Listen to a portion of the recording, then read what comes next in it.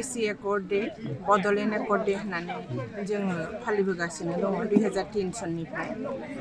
जोबोद हिस्टरिकेल जोंनि थामोनथा जोंनि थांनानै थानाय जोंनि जिबन धारा जोंनि अधिकारखौ साब्यस्त खालामनानै जोङो साब्यस्त खालामहोनाय बे बिटिसि एकर्ड 6 शेड्यूलाव जोंखौ सोनाय बे बिटिसि एकर्ड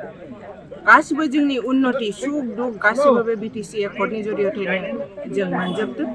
गतिके बे डेखौ जों फालिबोगासिनो दं बिपिएफ हिसाबै जोङो जेब्लायबो बे डेखौ जोंनि ऐतिहासिक बिटिसि डे जों फालिबोगासिनो दङ दिनै पर्बतझरायावबो जोङो बे दिनजों लोब्बा लाखिनानै ब्लेक हस्ट लोगोसे जोङो हेल्थ केम्प मोनसे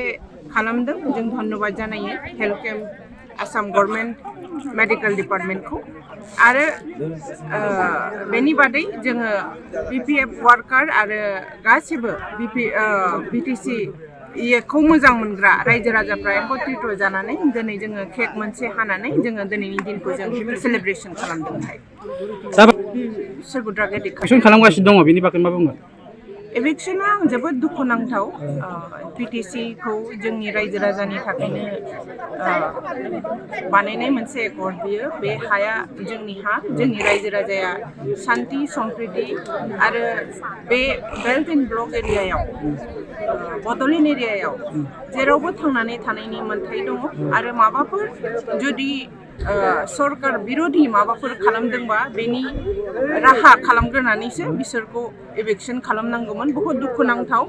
साफ्रोमबो बर' आइजोनि साफ्रोमबो ट्राइबेल मानसिनि हा न' सिफाय जानानै गाबनाया जोंनि साफ्रोमबो बर' रायजो राजाखौ बिटिसिआव थानाय साफ्रोमबो रायजो राजाखौ दुखु मोनहोदों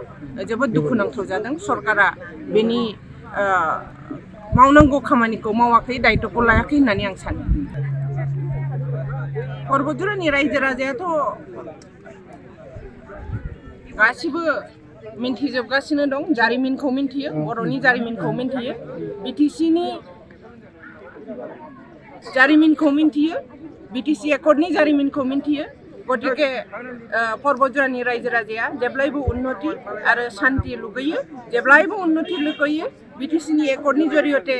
जोङो उन्नति मोनदों बेखौ साफ्रोमबो बर' रायजो राजा पर्बतझरानि रायजो राजाफ्रा मिन्थिगौ गतिके जाय दला बिटिसिखौ दिनै बे गोख्रों दावगानाय बिटिसि खालामदों बेजों रायजो राजाफ्रा दंफायो इलेक्सनल' नङा जेब्लायबो बर' रायजो राजाफ्रा जोंनि बिटिसि एकर्ड लाबोगिरि आरो बिटिसिखौ मोजाङै खुंथाय देखायनाय बिपिएफजों थाफागोन पर्बतझरानि रायजो राजाया